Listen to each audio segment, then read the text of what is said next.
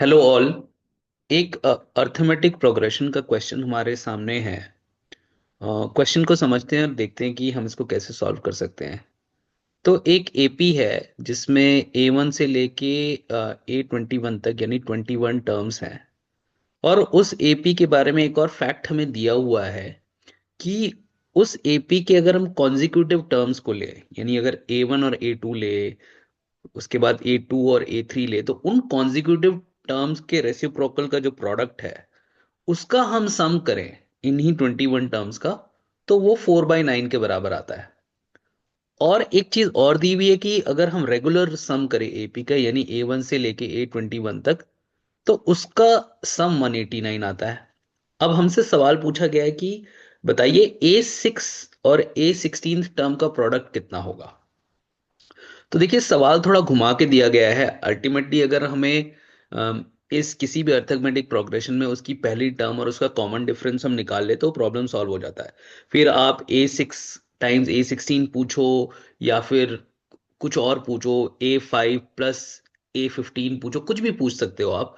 हमें बस एपी के मेन जो प्रॉपर्टी से रिलेटेड जो टर्म्स होती है, अगर हम उनकी वैल्यूज निकाल लें तो हमारा प्रॉब्लम सॉल्व हो जाता है। तो देखते हैं इस प्रॉब्लम को कैसे आगे सॉल्व करते हैं।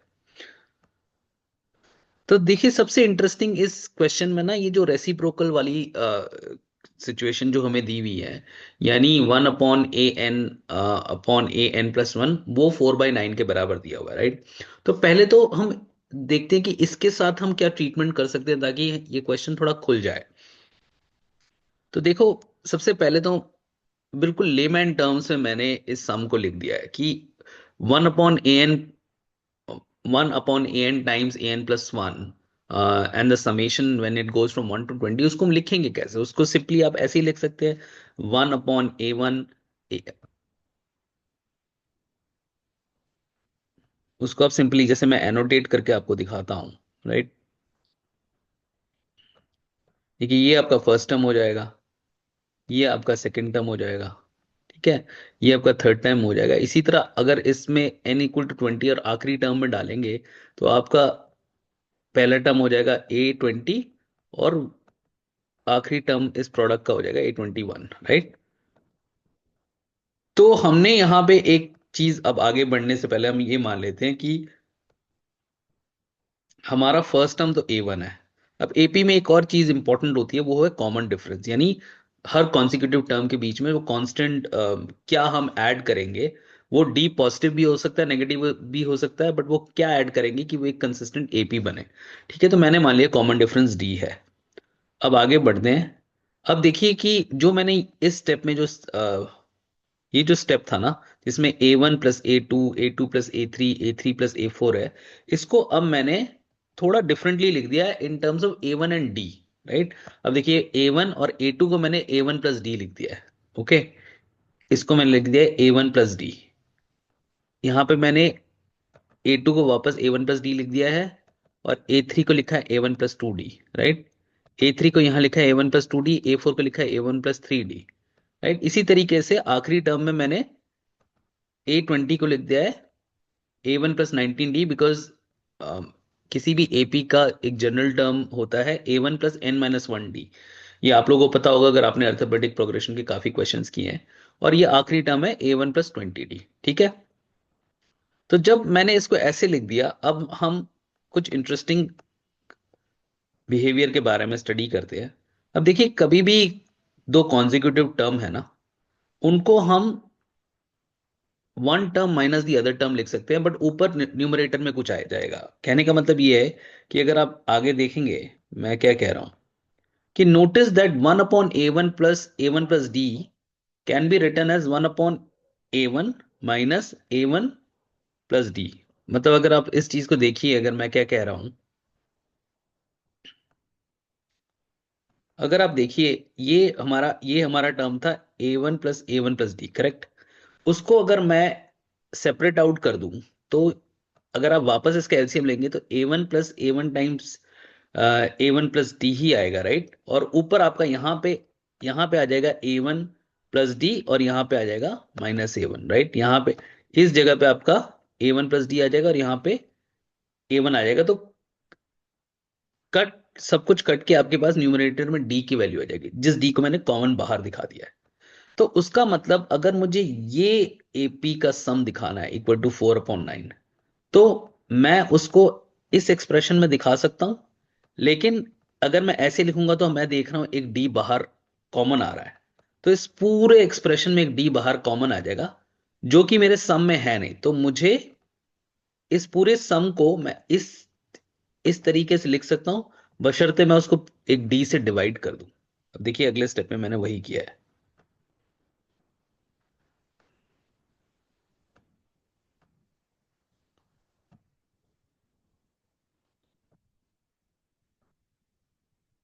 देखिए मैंने क्या किया है, जो मेरा ये पहला, अगर आप बुलेट वन पे देखेंगे जिस एक्सप्रेशन को मैंने you know as A1 and D के प्रोडक्ट के टर्म्स में लिखा था, अब यहाँ पे मैंने वही first term minus second term मैंने माइनस में लिख दिया। लेकिन अगर मैं ऐसे लिखता हूं तो इन सब के न्यूमरेटर में डी आ जाता है, जो कि मेरे ओरिजिनल सम में है नहीं। तो मुझे पूरे इस एक्सप्रेशन को एक डी से डिवाइड करना पड़ेगा। इसको आप खुद भी रफ में करके देख सकते हैं, मैं क्या कहने की कोशिश कर रहा हूं, तो आपको समझ आएगा कि यहां तो मैं डी दिखा रहा हूं न्यूमरेटर में, बट यहां मैं डी से डिवाइड क्यों कर रहा हूं।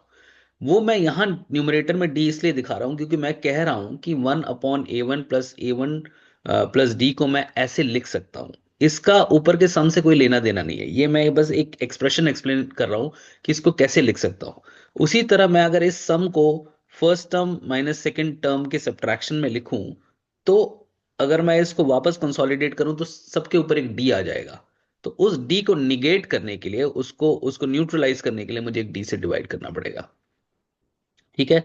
तो अब अल्टीमेटली क्या हो रहा है मेरे पास, अगर आप यहां देखेंगे कि मेरा एक एक एक्सप्रेशन ऐसे आ गया जिसको मैं फर्दर रिजॉल्व कर सकता हूं। उसको मैं अगले स्टेप में बताऊंगा आपको।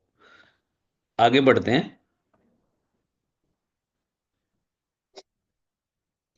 अब देखिए ये हमारा लास्ट एक्सप्रेशन को मैंने रिपीट किया है। बहुत एक इंटरेस्टिंग चीज नोटिस करने वाली आप देखेंगे कि ये जो टर्म है ना, ये नेगेटिव है, और यही सेम टर्म अगले उसमें पॉजिटिव है। ये नेगेटिव है और ये पॉजिटिव है। तो आप देख रहे हैं सारी मिडिल की टर्म्स नेगेटिव पॉजिटिव होके कैंसल आउट हो रही है, और सिर्फ ये पहला टर्म, ये टर्म बचेगा, और ये आखिरी टर्म बचेगा। ये दोनों टर्म्स बचेंगे। तो बड़ा इंटरेस्टिंग हमारा ये प्रॉब्लम रिजॉल्व होगा। देखिए कैसे।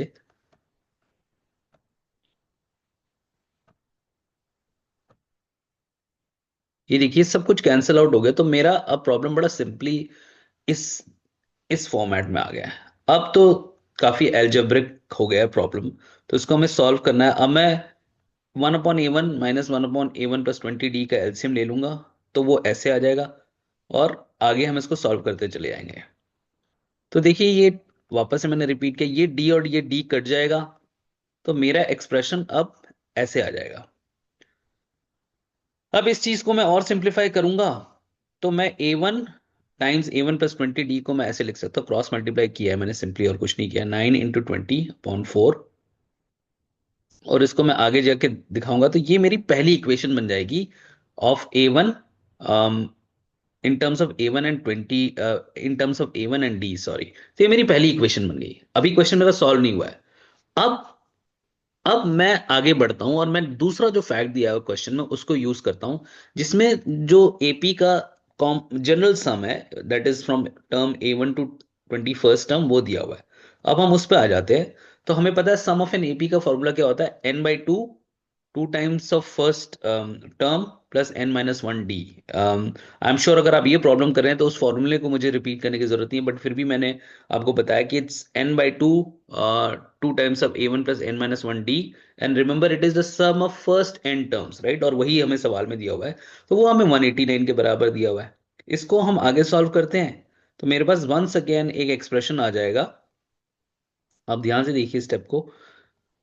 n/2 यानी 21/2 ट्वाइस A1 + 21 - 1 डी 189। आगे मैं बस सिंपली मैथमेटिक्स कर रहा हूँ, सिंपल रिजॉल्व रेजोल्यूशन कर रहा हूँ।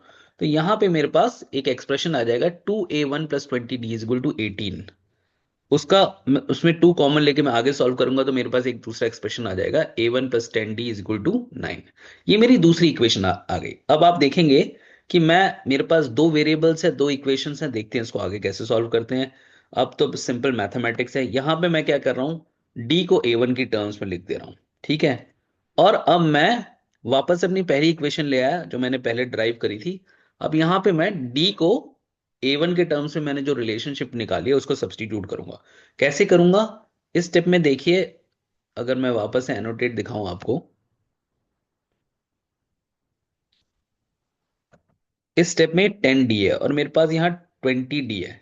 तो मैं इसको टू टू इंटू 10 डी लिख सकता हूँ और उस 10 डी में 9 - a1 सब्सटीट्यूट कर सकता हूँ, राइट। वही मैंने किया है, आगे आपको दिखाता हूँ।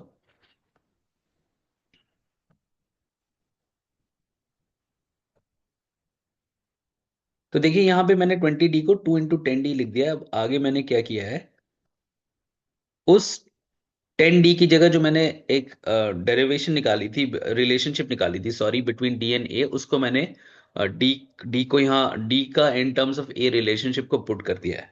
अब देखिए मेरी एक पूरी इक्वेशन बन रही है, और जैसे मेरे को देख के लग रहा है क्वाड्रेटिक इक्वेशन बन रही है। तो उस पूरी ए वन के टर्म्स में मेरी एक इक्वेशन बन रही है, देखिए ऐसे, राइट। इसको आगे सॉल्व करेंगे तो ये ऐसे बन जाता है, साइंस को करेक्ट करेंगे तो A1² - 18 A1 + 45। नंबर्स को देख के साफ साफ लग रहा है कि इसमें अब मुझे डिस्क्रिमिनेंट मेथड यूज करने की जरूरत नहीं है, ये स्प्लिटिंग द मिडिल टर्म से ही हो जाएगा। क्योंकि 15 3 × 45 होता है और उनका दो नंबर्स हमें मिल गए। तो इसको अगर हम सॉल्व करेंगे तो ये आएगा ऐसे, ए वन की वैल्यू या तो 15 है या ए वन की वैल्यू 3 है। अब इंटरेस्टिंग है कि दो वैल्यूज आ गई ए वन की, तो उसका मतलब कॉरेस्पॉन्डिंग दो डी की भी वैल्यूज आएगी, राइट। क्योंकि अर्लियर रिजल्ट हमने निकाला था कि 10 D is equal to 9 - a1। तो यहां पे मैं ए वन के पहली वैल्यू 15 के लिए डी की वैल्यू निकालता हूँ, -3.5 आती है। अगर आप सॉल्व करके देखेंगे ऊपर, इसकी सोल्यूशन में मुझे जाने की जरूरत नहीं है, आप सिंपली सॉल्व कर सकते हैं। 9 - 15 तो -6 आ जाता है, -6/10 -3/5 आता है। अब मैं A6 की वैल्यू निकालता हूँ, विच इज किसी भी nth टर्म की वैल्यू होती है A + n - 1 डी। यहाँ पे n मेरा, ये जो n की वैल्यू है मेरी, वो, क्योंकि A6 है तो मेरा ये 6 है, और पहला टर्म मेरा 15 है, और मेरा कॉमन डिफरेंस -3/5 है। तो मेरी A6 की वैल्यू आ जाएगी 12। इसी तरह मैं A16 की वैल्यू निकाल लेता हूँ। याद रखिए, अब मैं ये पहले ए वन की वैल्यू के लिए कर रहा हूं, एक दूसरे ए वन की भी वैल्यू आई थी, उसके कॉरेस्पॉन्डिंग एक डी की वैल्यू, वो भी हम निकाल के देखेंगे। पहले हम पहले ए वन के लिए कर रहे हैं, क्योंकि और में आया था ना, दो ए वन की वैल्यूज आई थी। तो यहां पे मैं आगे बढ़ता हूं और मैं दिखाता हूं कि A16 की वैल्यू कितनी आ रही है। सिमिलर तरीके से किया है तो 6 आ रही है, तो A6 और A16 आ रहा है 12 × 6 = 72। अभी मैं अगला करता हूं, देखते हैं क्या होता है कि अब मैं अगर ए वन को 3 मान के चलूं तो मेरा डी 3/5 आता है। देखिए 9 - 3 6, 6/10 3/5। अब मेरा A6 आता है 6, A16 आता है 12, और A6 इंटू A16 आता है 72। चूंकि ये मल्टीपल चॉइस क्वेश्चन था और ऑप्शन में दो वैल्यूज नहीं दी हुई थी, तो कोइंसिडेंटली ऐसा हुआ कि इस क्वेश्चन में ए वन की मेरी दो वैल्यूज आई, और उसके कॉरेस्पॉन्डिंग दो डी की वैल्यूज आई, और उनको जब हमने मल्टीप्लाई किया तो आंसर दोनों केसेस में सेम आया, 72। तो हमारा आंसर है option A 72। And with that we have come to the end of this video.